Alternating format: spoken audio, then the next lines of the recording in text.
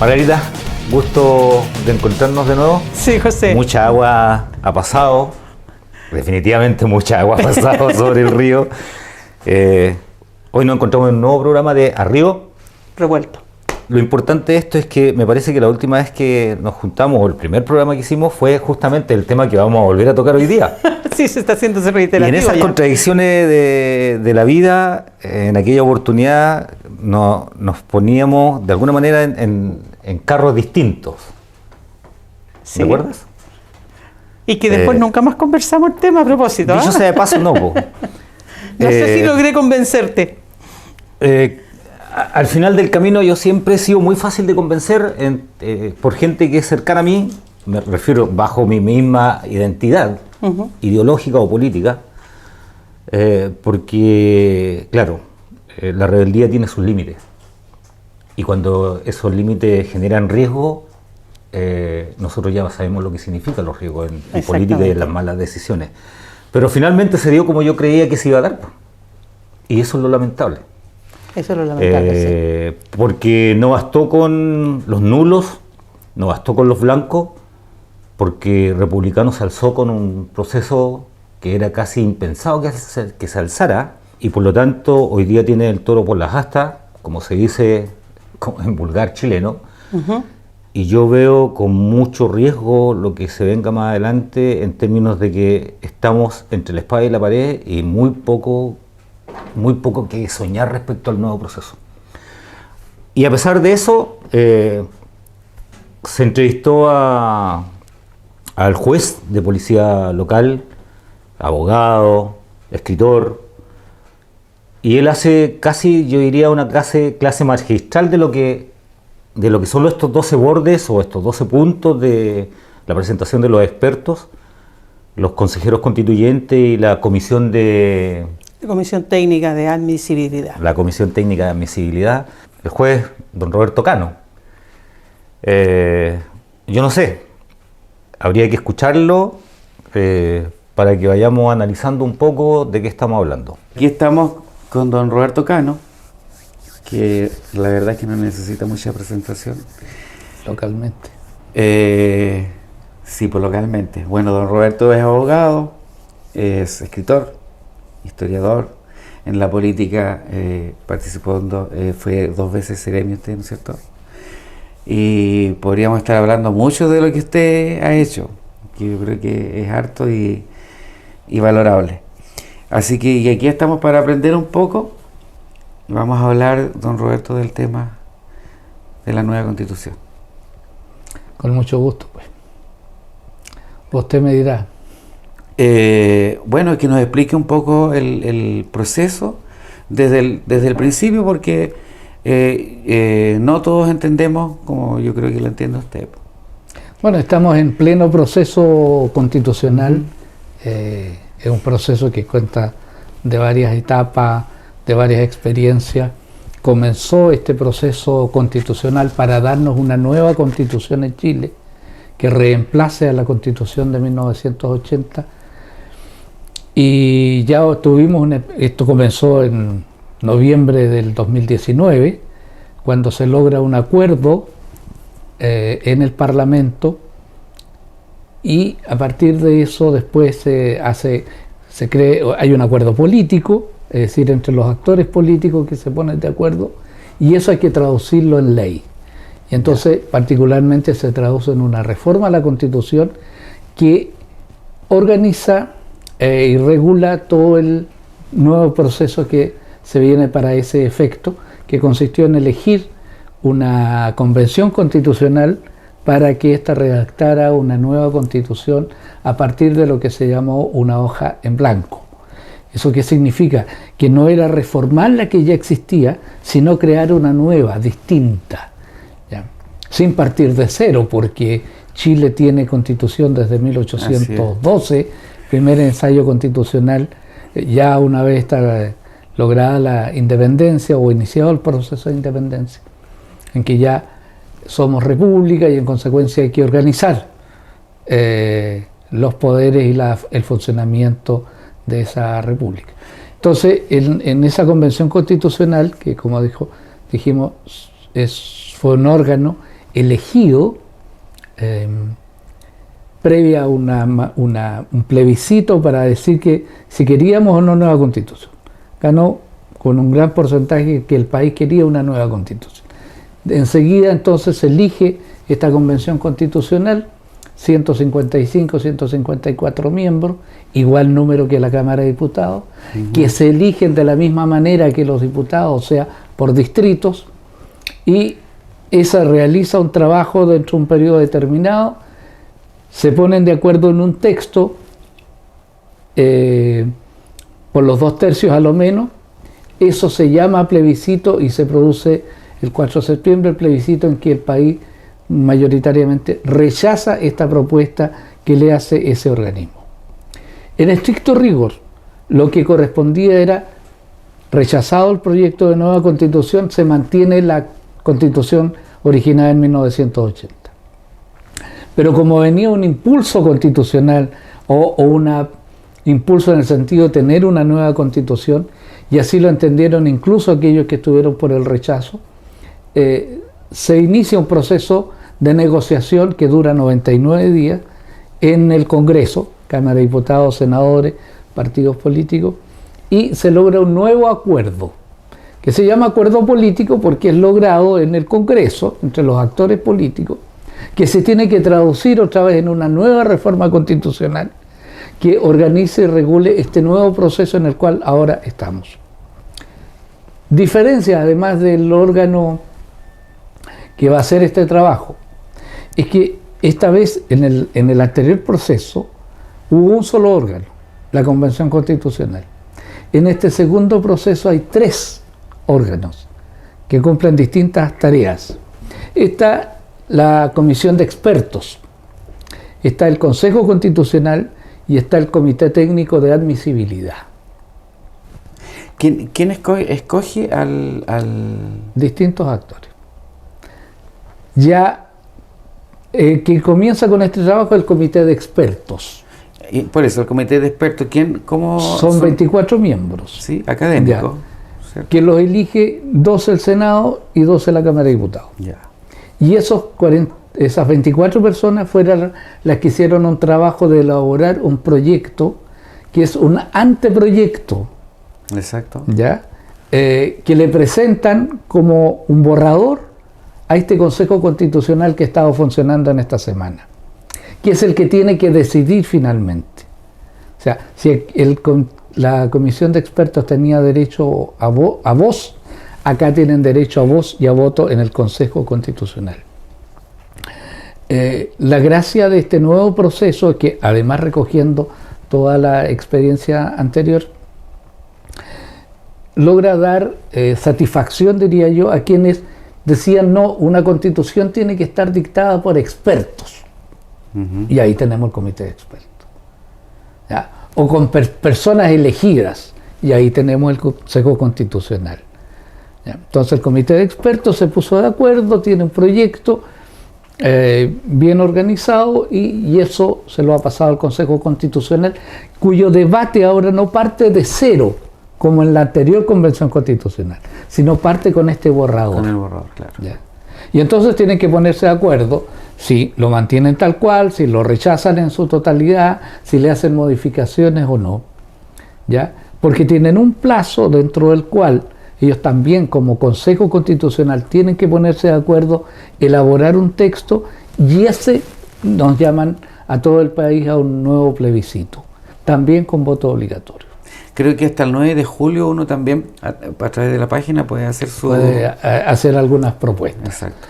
Ya, eso institucionalmente o contactándose con los consejeros constitucionales, que supongo que van a escuchar a mucha gente fuera de las reuniones que hacen en Santiago. En el caso de esta región son 3, ¿no es cierto? Son 3 porque es el mismo número de senadores. Claro. Y existe un tercer órgano del que se habla menos, que es el Comité Técnico de Admisibilidad, que son menos miembros, que ya están designados. ¿Cuál es la tarea de ellos? ¿Y quién los designa, don Robert? A ver, tengo aquí el texto del Acuerdo por Chile. Sí, voy a en que dice el Comité Técnico de Admisibilidad, compuesto por 14 personas. 14. Juristas de destacada trayectoria profesional y o académica, Ya. que serán elegidos por el Senado en virtud de una propuesta única que le formulará la Cámara de Diputados y Diputadas. Eso ya fue hecho. Ya. ¿Ya? ¿Cuál es la tarea de este Comité de O sea, Admisibilidad? son 3 en el fondo. Son 3 órganos. Comisión de Expertos, Consejo Constitucional y Comité Técnico de Admisibilidad. En el acuerdo que dio origen a este nuevo proceso, al 2.0, se establecieron 12 bases que enmarcan el trabajo o el contenido de la nueva Constitución que se nos tiene que ser propuesta en diciembre. ¿Ya? En el anterior proceso había 4, ahora hay 12. ¿Cuáles son estos? Don Robert, ¿qué son los bordes? Esos son los bordes que están establecidos o bases institucionales y fundamentales. Son 12 temas, de los cuales no se puede salir el Consejo Constitucional. Y quien verifica que se salga o no se salga es el Comité Técnico de Admisibilidad. Ya. ¿Cuáles son estos 12 límites, bordes o bases fundamentales? 1. Chile es una república democrática cuya soberanía reside en el pueblo. Por lo tanto, si no se dijera esto, por ejemplo, Chile es una república democrática, república. O sea, el Consejo no puede decir, ya vamos a instaurar una monarquía, porque una monarquía no es una república. ¿Ya? Y sí o sí tiene que ser Chile una república democrática cuya soberanía o decisiones finales corresponden al pueblo, que está constituido por todos los electores, que son todas las personas mayores de 18 años. ¿Por qué? Recordemos que hoy día tenemos inscripción automática y votación obligatoria. O sea, yo cumplo 18 años y ya quedo incorporado automáticamente a los registros electorales. E incorporado a los registros electorales tengo la obligación de concurrir a votar en todas las elecciones, plebiscitos y elecciones parlamentarias, municipales o de presidente de la República. Solo en las elecciones primarias no es obligatorio el voto. Y el que no vote o no cumpla como vocal de mesa es denunciado al juzgado de policía local, que puede aplicar sanciones de multa. Segunda base, el Estado de Chile es unitario y descentralizado. Que sea un Estado unitario significa que no puede ser federal.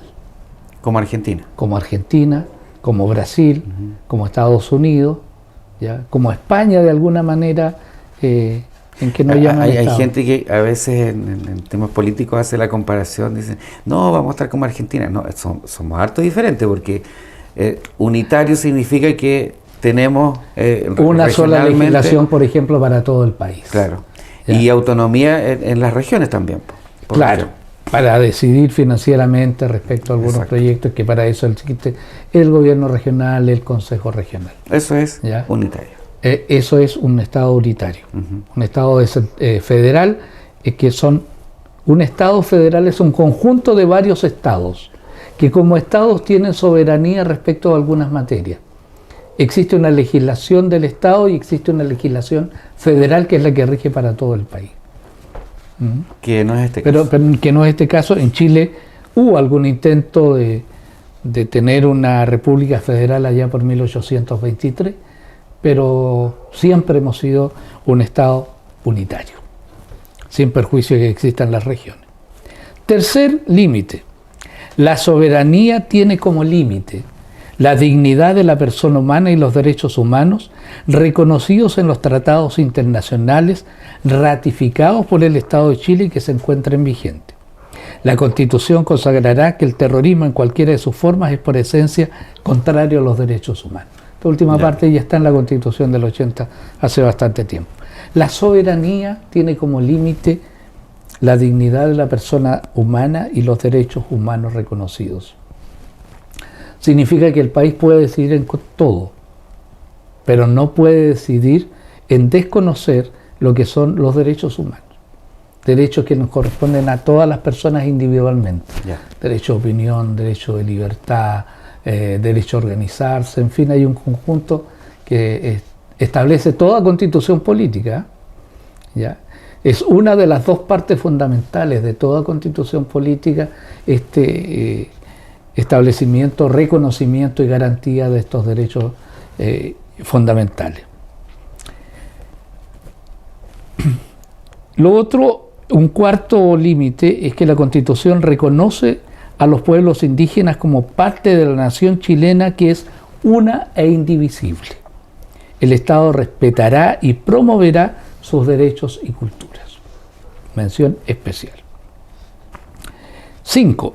Chile es un Estado social y democrático de derecho, cuya finalidad es promover el bien común, que reconoce derechos y libertades fundamentales y que promueve el desarrollo progresivo de los derechos sociales con sujeción al principio de responsabilidad fiscal y a través de instituciones estatales y privadas.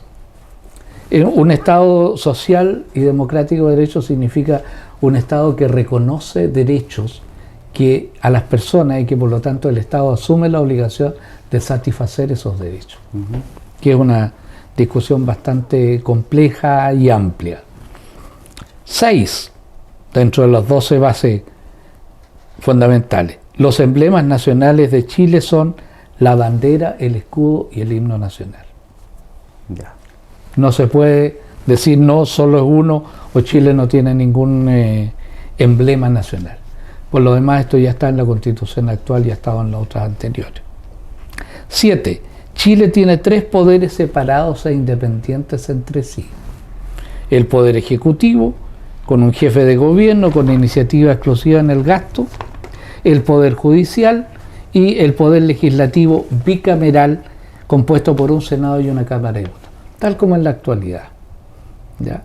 Más allá de que se puedan distribuir de nuevo los distritos o las circunscripciones, que son los territorios sobre cuya base se eligen a los diputados y senadores, pero los 3 poderes y el poder legislativo con Cámara de Diputados y Senado. La anterior eliminaba eliminaba el Senado y creaba un nuevo órgano que se llamaba Cámara de las Regiones. 8. Chile consagra constitucionalmente, entre otros, los siguientes órganos autónomos: Banco Central, Justicia Electoral, Ministerio Público y Contraloría General de la República. Algo que ya está. ¿Ya?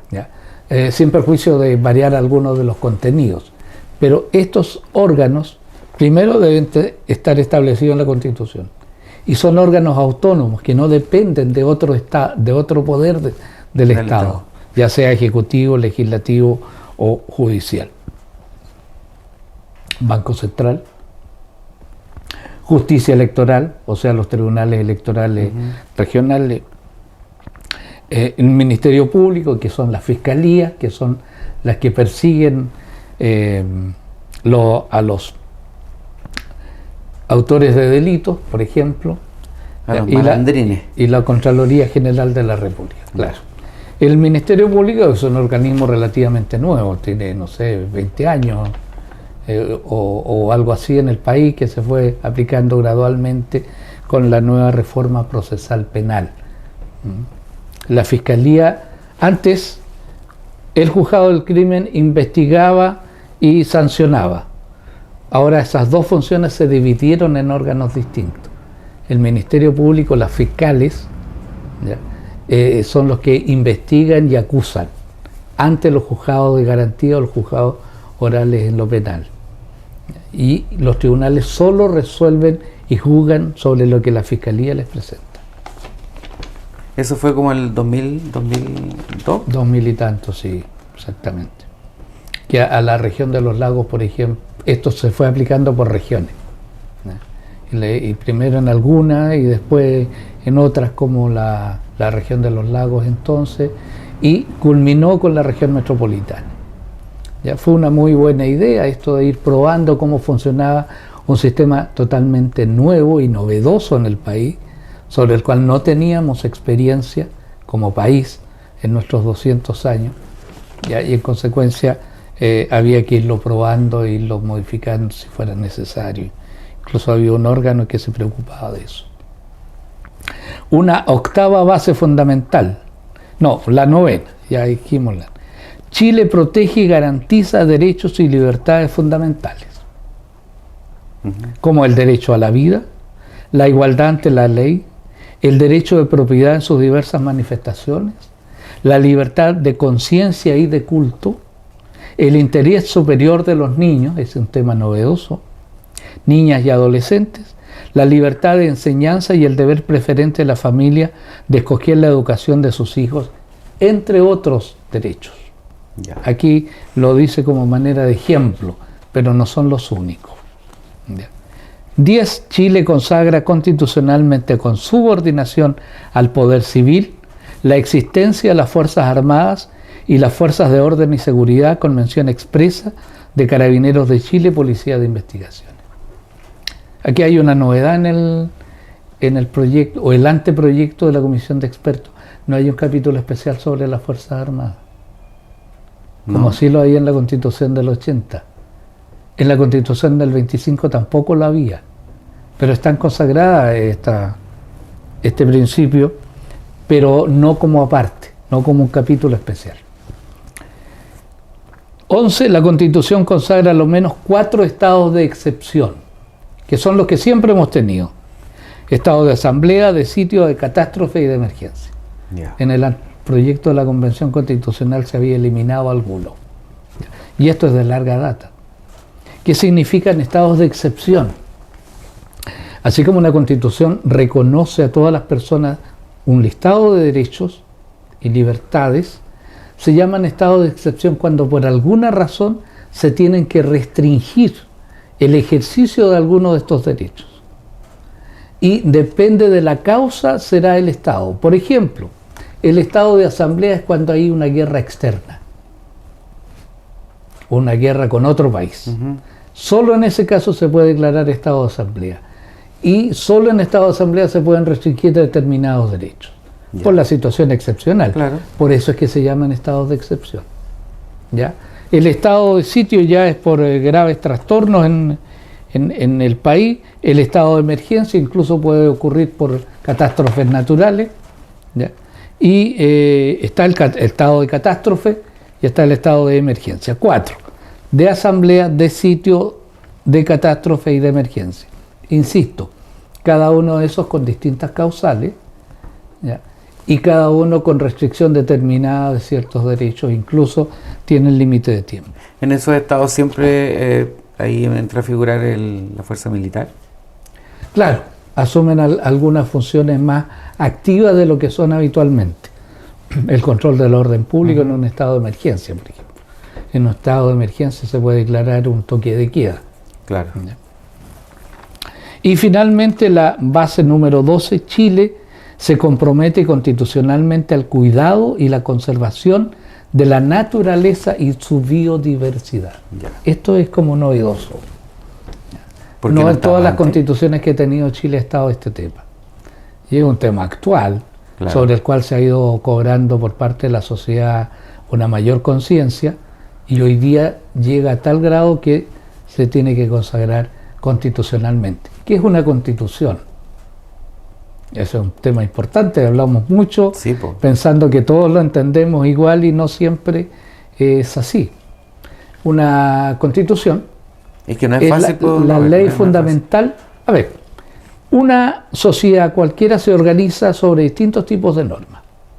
Por ejemplo, las normas de trato social, que pretenden hacer más agradable la convivencia humana.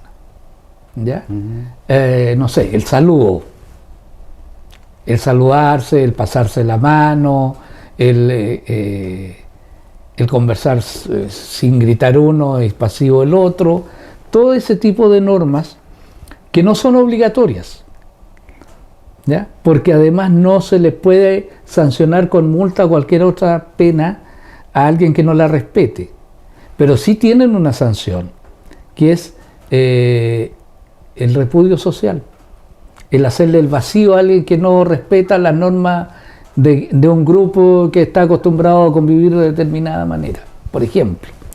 ¿Ya? A eso se los aísla. Ese es un tipo de norma. El otro tipo de norma es la norma jurídica. La norma jurídica que sí es obligatoria, que a quien no la respete se le pueden aplicar sanciones por organismos tales como los tribunales de justicia, entre otros, no son los únicos. Y dentro de este conjunto de normas jurídicas hay distintos tipos. Están las más importantes, las menos importantes y así en escala descendente. La primera arriba es como una pirámide, ¿no? Ya. En la parte de arriba está la Constitución política. Por lo tanto, todas las normas jurídicas que se dicten por debajo de ella tienen que estar conformes a la Constitución política. Se desprenden de ahí. Se desprenden de ella o no pueden ser contrarias a lo que ella establece. Toda organización, para organizarse, se establece un estatuto. Claro, Una claro. junta de vecinos, un club deportivo, Hay lo que sus sea. reglas, hay sus normas. Ya, tiene sus normas, siempre se dicta un estatuto. Pues bien, la Constitución política es al país lo que el estatuto es a una organización. Ya. ¿Y qué se establece en un estatuto? Los órganos que van a dirigir la organización. Y ahí tenemos los poderes públicos, ¿no? Y los derechos y obligaciones de los socios. Y ahí tenemos los derechos fundamentales. O sea, podemos hacer un símil muy aproximado de una constitución con un estatuto de cualquier organización. Los contenidos son más o menos los mismos. Ya, en general, por supuesto. Claro, claro.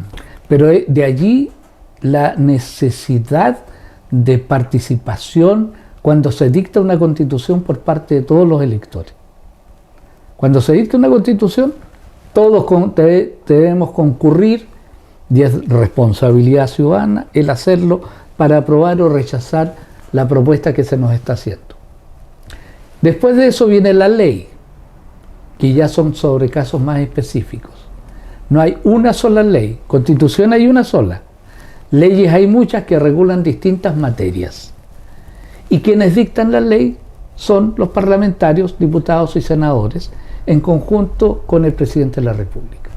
Por eso es que el Poder Ejecutivo y el Poder Legislativo, este último constituido por Cámara de Diputados y Senado, se les llama órganos colegisladores, porque entre ambos contribuyen a dictar las leyes y tienen que estar de acuerdo en eso. Ahora, hay materias de ley que solo se pueden regular por ley, que están establecidas en la Constitución, y hay leyes que solo pueden ser propuestas por el Poder Ejecutivo, que representa al presidente de la República. Son aquellas que roguen algún gasto público, ¿ya? Sobre otras materias puede haber iniciativa de los legisladores. Por ejemplo, si al presidente del momento se le ocurre, dice, en la región de los ríos va a ser Río Bueno la capital. Eso es materia de ley. Ya. ¿Ya? Los riobueninos estaremos muy de acuerdo, por cierto, Claro. pero él tiene que hacer la propuesta a través de un proyecto de ley al Congreso Nacional, porque eso es materia de ley y solo puede ser regulado de esa manera. Y a su vez están otras normas jurídicas que vienen como en un tercer nivel, que se llama la potestad administrativa, dentro de las cuales están los que dictan los servicios públicos, las municipalidades, la alcaldía. Por ejemplo, están las ordenanzas municipales, Ujú. que regulan materias más específicas. Por ejemplo, en el medio ambiente. Hay una ley sobre medio ambiente, pero aquí es más específico y es aplicable solo a la comuna en la que se dicta. Claro. Por eso la dicta la municipalidad, ¿ya? O una ordenanza sobre la tenencia responsable de mascotas. Tenemos una ley al respecto, pero Sí. la ordenanza establece cosas más específicas. O sea, en la medida en que la norma va bajando de jerarquía es más específica. En la medida en que va subiendo es más genérica. ¿Y cuál es la más genérica de todas? La Constitución política. Ya. Por eso es importante también diferenciar que no toda materia debe ser establecida en la Constitución. Una Constitución, en la medida en que menos regula, es mejor, porque deja que sea la ley la que regula algunas materias. Uno pensaría que es al revés, po. La Constitución es el marco dentro del cual se desenvuelven los poderes públicos y la sociedad, y las personas individualmente. Es el marco. Pero en ese marco no podemos meter todo. Hay temas que corresponde que mejor las regule la ley. ¿Por qué? Porque la Constitución está establecida de forma permanente. O sea, una Constitución ojalá dure 40 o 50 años, a lo menos. La ley puede ser durar menos tiempo. O sea, también son de duración indefinida, pero se pueden modificar con mayor facilidad. O cuando se deroga una ley. En consecuencia, termino con esta idea, un programa de gobierno no lo puede meter uno en la Constitución. Ah, ya. Ya. Sino que debe satisfacer a todos, ojalá, o a una gran mayoría. Es imposible satisfacer a todo el mundo con un texto constitucional, pero que sí lo sea la gran mayoría. ¿Y cómo es el marco? Dentro de ese marco es que las fuerzas políticas contingentes tienen que realizar sus aspiraciones y sus propuestas de gobierno. Por ejemplo, una ordenanza municipal pasa por el Consejo Municipal también. Así es. Ya. Tiene que ser aprobada por el Consejo. Pero hay otras normas que solo dicta el alcalde o la alcaldesa. ¿Ya? Por ejemplo, cuando se designa a alguien como hijo ilustre, basta un decreto alcaldicio para eso. ¿Ya? Eso es. Así que, y a su vez hay otros servicios públicos que también dictan algunas normas. No sé, el servicio de impuestos internos, por ejemplo. Sí. ¿Ya? Pero dentro del marco de la ley. Es que es un poco complicado, don Roberto. Yo sé que usted lo entiende súper claro. Y esta es una clase magistrada. Pero me costó 5 años. Es una clase magistral que están escuchando aquí. Porque hay cosas que uno, o sea, las escucha y las entiende a veces a su manera. Y obviamente mal. Sí. Generalmente mal. Y uno por alega eso más. Hay que reflexionar y debatir sanamente cuando algo no se. Mire, yo creo que uno tiene que hablar con personas que saben. Si no, en distintas materias. Exacto. Si quiero hablar de mecánica, ¿no es cierto? Buscaré con el mecánico. Claro. Con Juan el mecánico. Claro. pero es un ejercicio que poco se hace. No tengo idea por qué, y estoy hablando de gente profesional incluso, en otras áreas, y que no se dan el trabajo, porque esta es una cuestión que... Y esta es una materia que finalmente nos va a afectar a todos. A todos, claro. Nadie queda libre de esto. Por eso es importante informarse y por eso yo acudo con mucho agrado a esta conversación, porque algo uno puede transmitir para tratar de explicar estos temas que tienen su complejidad natural. Fíjese que esto, yo una vez leí que en la Constitución de Bután estaba la felicidad como un derecho. Bueno, esa es una aspiración en general de toda persona humana, ¿no? ¿Para qué vive uno? Para ser feliz. Ahora, cómo sea feliz ya eso es otra cosa. Claro. Algunos son felices acumulando bienes, otros son felices en su profesión, ejerciéndola, como en mi caso, otros teniendo una familia, teniendo a los amigos sanos, en fin, hay distintos tipos de lograr la felicidad, pero yo soy de aquellos que cree que la felicidad es la aspiración máxima de toda persona humana. Si no, nadie vive para ser infeliz. Bueno, eso está ahí en esa...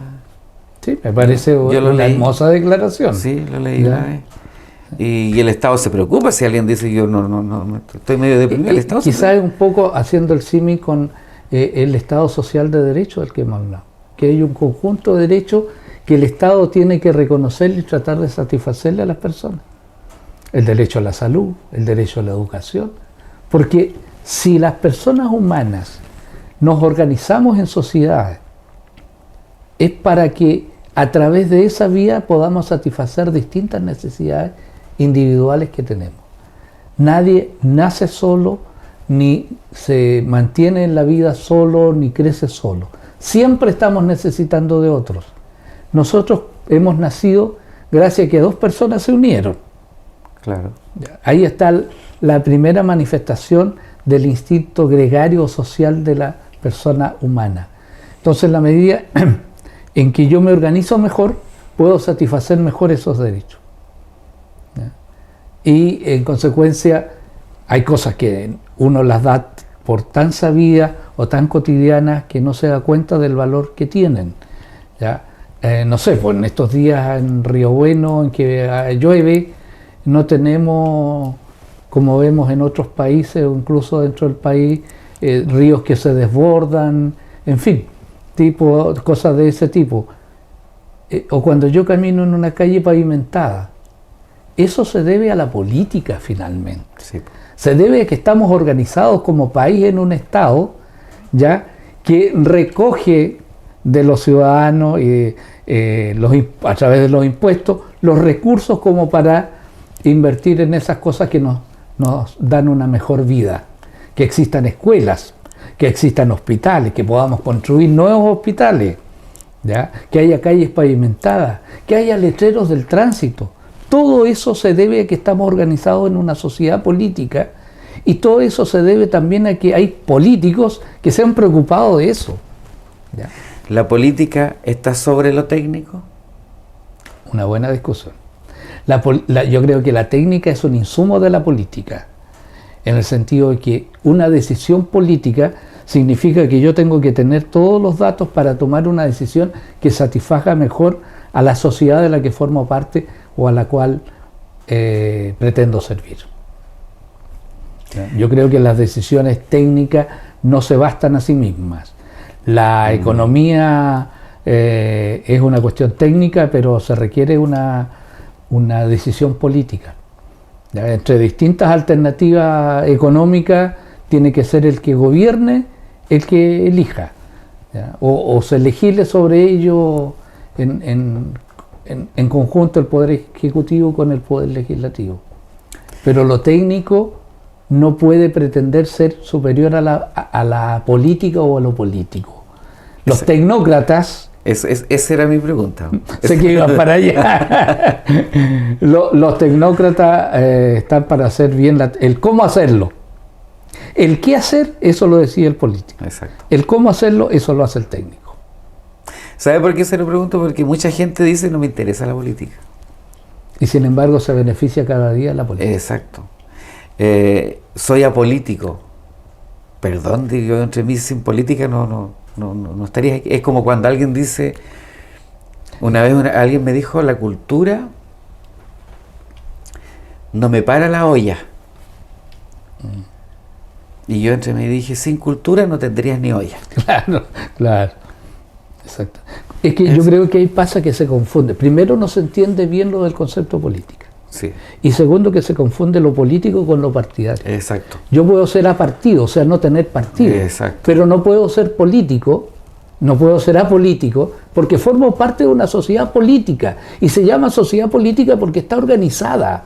Y está organizada sobre la base de normas jurídicas y de órganos que regulan y nos satisfacen las necesidades que como sociedad tenemos. Claro, sí. Por lo tanto, y además hay otra cosa. Se reclama tanto contra la política y sin embargo las noticias políticas tienen mucho consumo. Se reclama tanto contra la política y contra los políticos y sin embargo es mucho mayor el número de personas que al concurrir a votar votan por alguien que votan blanco o nulo. Puede haber muchos de estos, pero estos otros son la mayoría. ¿Ya? Y tener conciencia de la política es saber dónde estoy parado. Claro. Fíjese que yo no pretendo ser idiota, y lo digo en el sentido griego, porque los griegos decían que eran idiotas aquellos que solo se preocupaban de sus negocios privados, o sea, de la puerta de su casa para adentro. No les importa lo que ocurra más allá de la puerta de su casa. ¿Ya? En cambio hay otros, y dentro de eso están los políticos o los que se interesan en política, que les preocupa siempre lo que pasa en la calle, no solo dentro de su casa. Que la calle, no sé, esté pavimentada, y eso lo digo en términos figurativos, pero en términos más prácticos, que la calle esté limpia, que la calle esté pavimentada, que los vehículos al pasar lo hagan dentro de determinada velocidad y con ciertas reglas. Todo eso es gracias a la política. Sí. De hecho, yo a veces le pregunto, no, yo soy apolítico. Y yo le digo, ¿tú crees? En el aborto. ¿Estás de acuerdo con el aborto o no? Sí, me dice, algunos. Yo le digo, entonces, tú... Tiene una posición política Exacto, respecto a usted. exacto. Que no pertenezcas a cierto partido es otra cosa, pero oye, ¿y qué van pensando, po? Sí, sí. Y eso yo creo que es un tema, don Roberto, de simplemente que no hay educación política, po. O se conversa poco de política. O se conversa poco. Hay quienes sostienen que en la mesa no se debe conversar ni de política ni de religión. Y yo escuché alguna vez a un profesor que decía precisamente lo contrario. Hay que conversar de política, hay que conversar de religión, porque cuando hablo de política estoy hablando de lo que pasa en mi sociedad. Si eso no tiene por qué significar que yo me peleé con el otro. ¿Ya? Yo tenía un tío, que usted lo conoce, Arturo Hernández Orellana. Arturo Hernández Orellana, Él decía, de quien guardo un gran recuerdo. decía, nunca hay que hablar de política con alcohol. Ya, esa es otra cosa. Sí. Pero en la mesa sí. Pero para eso hace falta tener conciencia y ejercer mucho un valor que es de la tolerancia. Ujú. Así como pretendo que los otros me escuchen o que me entiendan, yo tengo que escuchar y entender al otro. Porque si yo tengo buenas intenciones, el que opina distinto de mí también puede tener buenas intenciones. Y no porque opine diferente es un malo o es un... Mira, yo tengo una frase que digo que ahí donde unos ven comunistas, otros ven fascistas, otros ven extremistas, yo veo personas. Yo creo Y que creo también, que eso es clave. sí. Entender que el otro, como yo, es una persona, tenemos la misma condición, ¿ya? Y no tengo por qué sentirme superior, ni tampoco inferior al otro. Sí. Y una buena conversa, yo creo que es muy importante en ese sentido. Mm.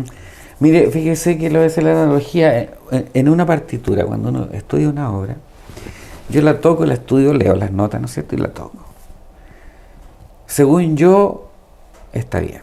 Y voy donde un maestro y le digo, revísemela.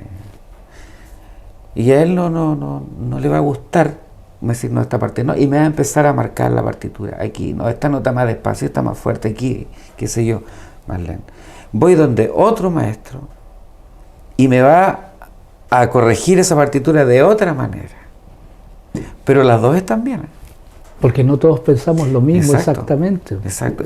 Y ahí es donde está, porque algunos dicen, el que toca música clásica repite lo que ya se hizo y no está creando. Falso. Yeah. La creación está en la interpretación. Entonces, al final la partitura queda llena de rayas. ¿Y por qué se lo digo? Porque yo veo sus apuntes. Subrayado. Están llenos de rayitas, po. Sí. Entonces ahí hay algunas que yo sé que usted no ha mencionado.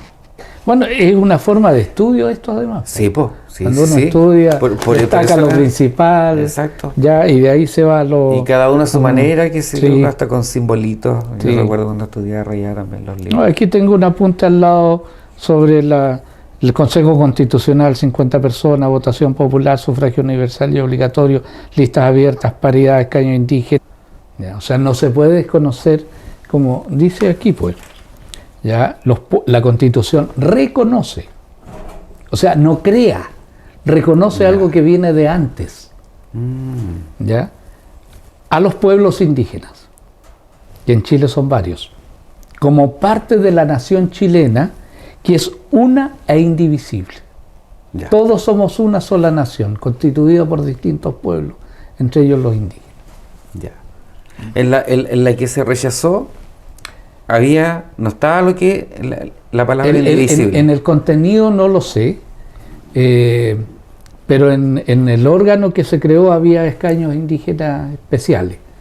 17 creo que eran, dentro de un total de 154. O sea, representaban más del 10%.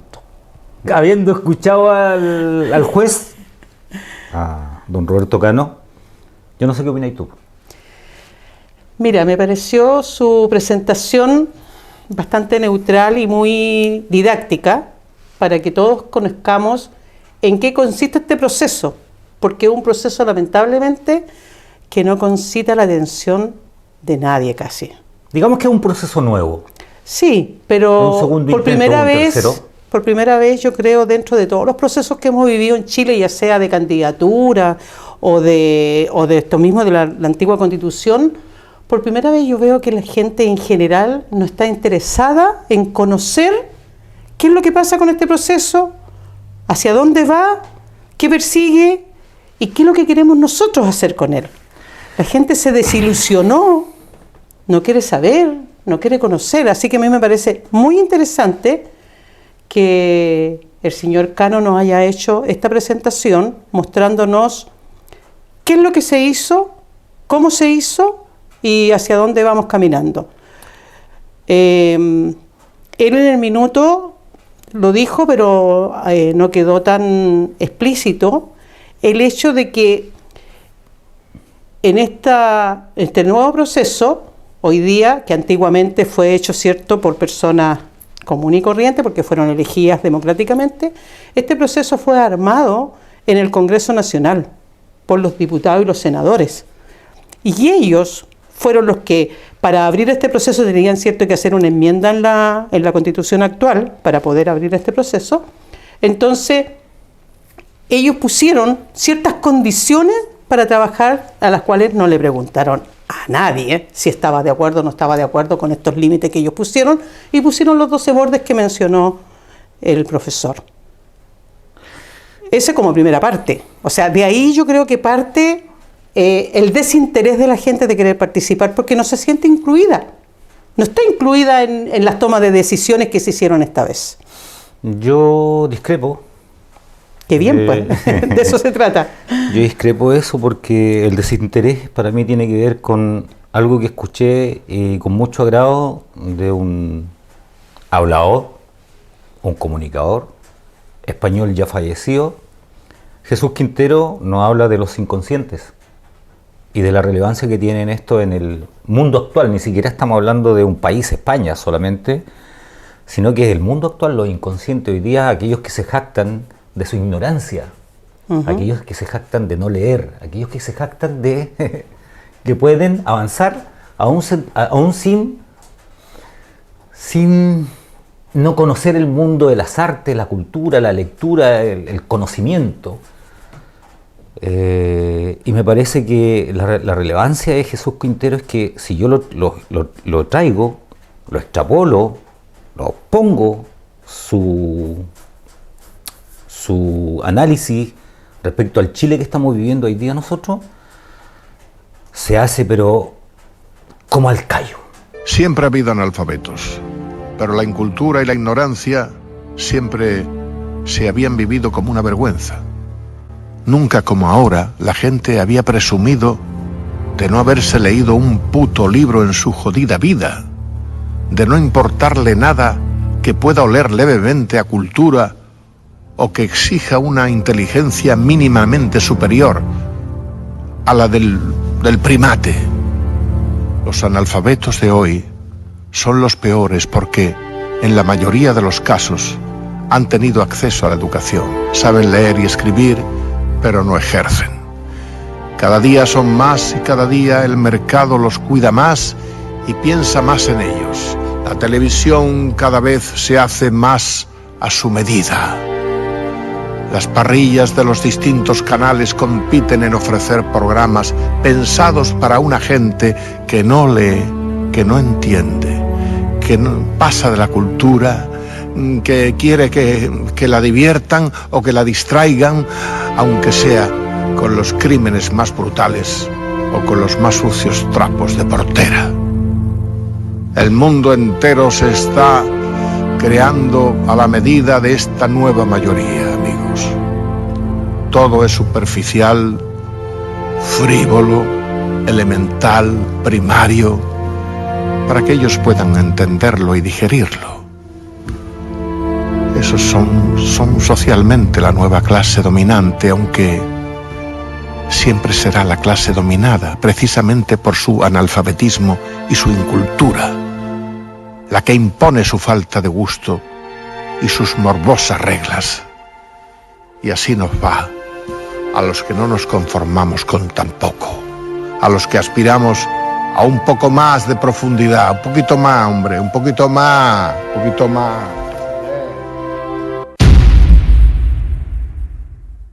El desinterés no es porque los políticos hayan tomado este segundo proceso o este tercer proceso, esta tercera idea de hacer una nueva constitución, sino porque la gente nunca tuvo el real interés, Margarita. Yo creo que lo analizamos la vez anterior que conversamos, digamos que los conscientes, aquellos que salieron en octubre del 2019 a protestar en Chile, cuando se movilizaron 2, 3, 4, 5 millones de chilenos a nivel nacional, estoy hablando. Santiago dicen que fueron 3 o 4 en la Alameda, lo que era la Plaza Italia, congregados, pero a nivel nacional en las distintas ciudades se movilizó mucha gente. Los conscientes movilizados ahí no eran más de 2 millones.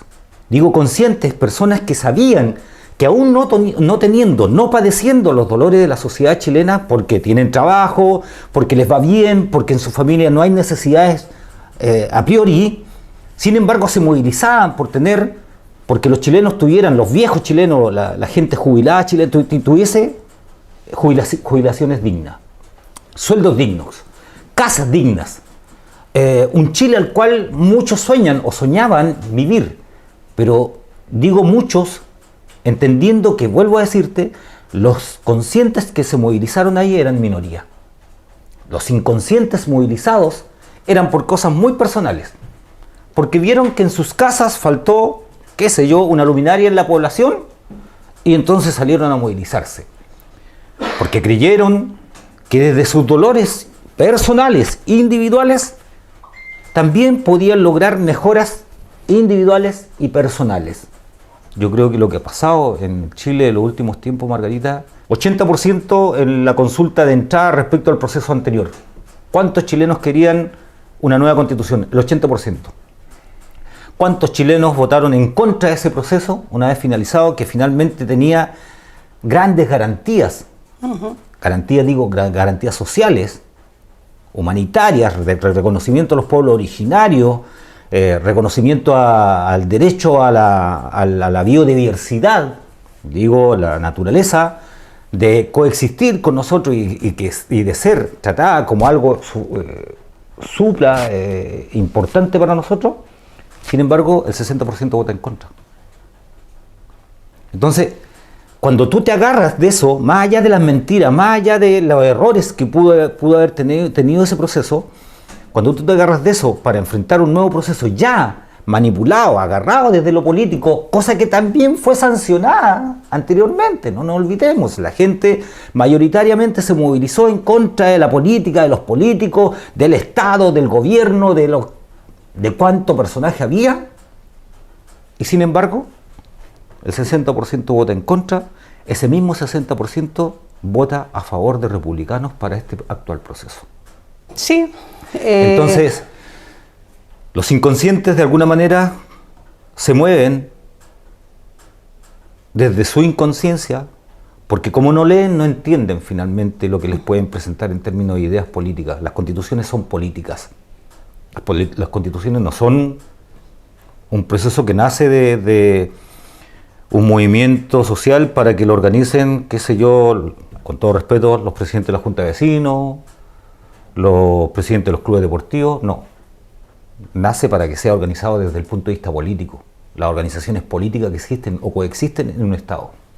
Y ese Estado hoy día, Chile, vuelvo a decir, está de alguna manera maniatado por los inconscientes que no entienden finalmente que sus decisiones son súper relevantes para el resto del país, no solamente para ellos, para el resto. Y ese inconsciente finalmente está, de alguna manera, llevando la batuta.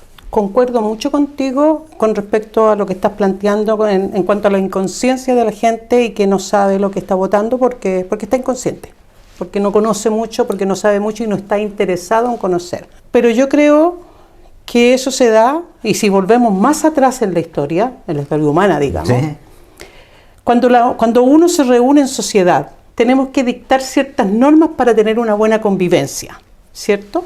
Y nos empezamos a poner de acuerdo en esas normas. Y las normas son, hablando de manera muy genérica, que vamos a elegir, como no podemos hablar todos al mismo tiempo, vamos a elegir ciertos representantes que nos representen en nuestras opiniones. Y así elegimos, ¿cierto?, a los representantes. Y por otro lado, vamos a decir que este grupo social necesita tener luminarias en las calles, necesita tener agua, necesita tener viviendas, necesita tener un montón de cosas para tener un buen vivir. Y entonces nos ponemos de acuerdo como sociedad de que vamos a hacer aportes, llámese impuestos, donde todos vamos a colocar para poder cumplir y cubrir esas necesidades que tenemos todos. Entonces nos ponemos de acuerdo para cumplir con eso. Y empezamos primero a hacer el aporte todos por igual y nos damos cuenta que no es suficiente, pero que hay algunos que no pueden dar más por su condición, ¿cierto?, propia. Por lo tanto, acordamos socialmente de que los que ganaran más iban a aportar más y los que ganaran menos iban a aportar menos, y todos iban, en eso lo iban a tener en un conjunto colectivo donde iba a ser para todos. Eso en grandes rasgos cuando uno hace sociedad, ¿cierto? Lo colectivo es eso. Lo colectivo. Bueno, cuando esta sociedad o estos señores inconscientes que tú muy bien detallas, se empiezan a dar cuenta de que esas reglas no se están respetando, porque no se están respetando, porque hay algunos que les correspondía dar un poco más, no lo hicieron, y sin embargo usufructan de igual o mayor manera que yo, que pongo lo que sí me corresponde. Entonces, cuando yo pago mi impuesto y digo, yo estoy poniendo mi parte para participar de este grupo social, pero hay personas que no ponen su parte y además más encima toman mayor cantidad de lo que les correspondería tomar, empieza a haber un descontento, una insatisfacción con la forma de operar como sociedad. Y ante eso, ¿qué es lo que empiezo a hacer? Cuando yo voy y quiero conseguir un objetivo, en cualquier orden de cosas, cuando yo quiero conseguir un objetivo y trabajo por ese objetivo y lucho por ese objetivo y llega un minuto en que no lo consigo, ya sea por mi propio interés o porque otros no me lo permiten, simplemente abandono el objetivo, lo dejo, me desilusiono, me desintereso, no quiero participar de esto. Y eso es lo que yo veo que ha sucedido con nuestra sociedad. La gente está desinteresada de participar, no quiere saber, no quiere leer, no quiere saber nada porque está cansado de que no importa lo que haga, siempre termina viendo de que hay algunos que tienen privilegios, pero que no aportan lo que tienen que aportar. Y se convierte en una injusticia. Y yo creo que la gente, cuando salió a protestar a las calles, como tú bien dices, no salió a buscar una nueva constitución, salió a buscar justicia, que seamos justos. La gente que salió a protestar porque estaba considerando que este acuerdo social, donde aportábamos todos para tener beneficios en conjunto para todos, no se estaba cumpliendo. Entonces, cuando yo no consigo lo que yo persigo, me desintereso de lo que estaba sucediendo y ya no quiero saber. Y eso los convirtió, como tú bien dices, en los inconscientes. Pero yo no creo que sean inconscientes. Yo creo que son personas que no quieren participar porque están cansados de ver que constantemente están chocando contra la piedra. Y lo seguimos viendo. O sea, eso no significa que hoy día no siga pasando. Estamos viendo casos hoy día en la televisión todos los días, ¿cierto? Tenemos el caso de senadores que tienen padres que están involucrados, ¿cierto?, en delitos y que salen pagando una caución y que están haciendo las prisiones preventivas en su casa, cuando una persona común y corriente no pasa así. La persona común y corriente tiene que cumplir con la cárcel como corresponde, y así es una muestra. Hay muchos casos donde tú te encuentras con que hay injusticia, que no está bien dividida la situación para todos por igual, y yo no pido para todos por igual, pero que sea justo en función de lo que aportas y lo que haces. Y también pasa con el tema de los impuestos. Rechazaron una reforma tributaria que lo que hacía era gravar al 1% más rico en bienes que ni siquiera eran directos, sino que en platas ahorradas, y lo rechazaron. Sin embargo, el personaje común y corriente debe seguir pagando sus impuestos y más, porque a él le afecta, porque tú sabes que todos pagamos el IVA, Sí. pero el porcentaje de afección en tu sueldo es mayor para los que tienen sueldos más bajos que para los que tienen sueldos más O sea, altos. definitivamente, porque más encima aquellos que ganan mucho el IVA de alguna manera lo recuperan. Lo recuperan porque Entonces, tienen empresas, tienen instituciones. Claro, porque le cargan a las empresas. Y además IVAs. porque el porcentaje que representa dentro de sus ingresos es muy bajo, comparativamente con lo que representa ese porcentaje dentro de los sueldos de una persona que gana el sueldo mínimo. Sí, para aclarar, Entonces, pues si la gente gasta 400 lucas en mercadería o 200 Claro. lucas en mercadería, el 20% de eso es impuesto Exacto. que paga. Y si a eso le agregamos el pago de luz, agua, también paga el 20%. Claro. O sea, sí, 19 en lo literal. Sí, ¿ah? en lo literal, sí. En lo literal es 19. Sí. Pero, ¿sabes qué, Margarita? Lo que pasa es que yo en desde tu análisis comparto, pero una vez más a medias, en el sentido en que, qué contradicción, pues, Margarita. Porque nada cambió. Es más, todo tendió a empeorar. A empeorar. O sea, desde que Chile despertó, como dijo la Gallada o los medios de comunicación, este Chile soberbio, de violencia, se alza hacia las calles. Oye, vino la pandemia y las mercaderías de uso cotidiano de los ciudadanos comunes y corrientes subió un 30%. Si tú querías construir, subió un 40%. O sea, tu vida, aparte, que según ellos había despertado por 30 pesos, otros dijeron 30 años, no, yo digo, Chile tiene una historia de abuso, Margarita, una Sí. historia de abuso, y por lo tanto, hablo de los inconscientes justamente porque si estos inconscientes conocieran la historia de su país y la mezclaran con sus vidas, se darían cuenta que han sido abusados toda la vida. Sí. Y sin embargo, no es así. En todos los últimos procesos que hemos tenido, el favorecido, el protegido ha sido el que más tiene. Porque justamente lo del 7, lo de septiembre, 4 de septiembre, 7, 4 de septiembre, venía a castigar todo lo contrario que tú has manifestado. Castigaba el abuso, castigaba esto otro. Digo castigar en el sentido del buen vivir. Sí. O sea, tú, si estás en esta parada de, por ejemplo, de corrupción, tú no puedes estar en lo público. Tampoco puedes ser elegido.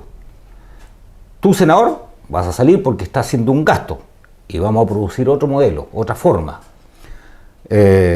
Había muchas normativas que de alguna manera venían en beneficio, vuelvo a decir, del más necesitado del país, que es el 60%, Margarita, el 60%. Pero lamentablemente ellos no lo vieron, José. Y Y yo no lo entiendo vieron que no lo porque hayan hubo visto. mucha información contradictoria Sí, pero a que ver, no les permitió verlo. Yo Tú veo- sabes que en Chile la mayoría de la gente se informa por la televisión. Sí, y de hecho, dicho sea de paso, estos días la Cámara del Senado ya manifestó ir al Tribunal Constitucional justamente por la comisión respecto a estas mentiras o a esta desinformación, digamos, lo que Exacto. se genera en la televisión y por los medios y por los mismos políticos, digamos, dicho sea de paso.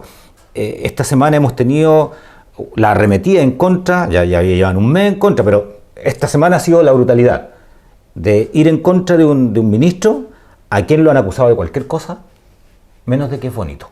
Claro. Hasta de jefe de una banda. Sí, Y sin embargo, la ciudadanía cree, Margarita. sí, claro. Entonces yo puedo entender esto de que la ciudadanía no entiende, esto de que la ciudadanía no tiene la educación o el interés o La información o la necesaria. información necesaria. Pero, pucha, por último, de alguna manera, cuestiónate. Po. Y si volvemos entonces al proceso que nos detalló muy bien Roberto Cano, yo digo que sí, si fueran estos 12 bordes, con las indicaciones que pusieron estos expertos, que también, dicho sea de paso, podríamos decir y consultarnos a Voz Populi, ¿qué tan expertos son? Po? Claro. Digámoslo, en positivo o en negativo, uno no es dueño de verdad y de hecho la verdad acérrima no existe. Cada punto de vista tiene una verdad. Cada ser humano, como millones que vemos en el mundo, tienen su verdad. Simplemente hay que aprender a respetarla y, como tú dijiste, en este marco regulatorio que son las constituciones, nos movemos desde una verdad legal. Nada, agradecer. Pronto nos vemos de nuevo. Bueno, a Río. Roberto.